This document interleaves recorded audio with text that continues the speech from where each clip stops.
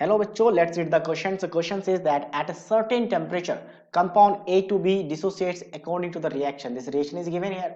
What is the degree of dissociation alpha, which is small as compared to unity, expressed Kp in terms of alpha and initial pressure P. क्या बोला गया इस reactions के लिए twice of AB2 जो कि gases form में AB2 gases form में है कन्वर्ट हो रहा है किसमें आपका ट्वाइस ऑफ AB में गैसेस में and plus of B2 gases में। तो इनिशियल प्रेशर P माना गया ये 0 0 होगा।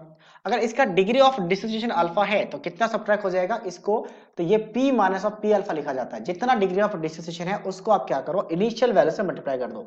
अब इसका कोएफिशिएंट 2 है तो इसका भी कोएफिशिएंट 2 है, तो जितना इसका सब्ट्रैक्ट होगा उतना ही इसका बनेगा।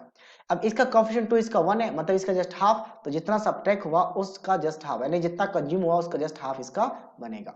अब हमें केपी डिफाइन करना है, तो केपी कैसे डिफाइन करेंगे और किसके फॉर्म में बोला है, यूनिट के रिस्पेक्ट में अल्फा बहुत ही कम है और हमें अच्छा एक और चीज यहाँ पे क्या है, इनिशियल प्रेशर पी है ना, इनिशियल प्रेशर पी है। हाँ, तो केपी कैसे डिफाइन करते हैं, केपी डिफाइन करते हैं partial pressure of the product to the power their stoichiometric coefficient. कुछ इस तरीके से लिखा जाएगा, प्रोडक्ट के जो भी सब्सटेंस है वो भी गैसेस में उनका पार्शियल प्रेशर और स्टोइचियोमेट्रिक कोएफिशिएंट उसका पावर बन जाता है। तो ये AB2 और उसके बाद डिवाइड करते हैं partial pressure of reactant to the power their stoichiometric coefficient, तो ये बन जाएगा।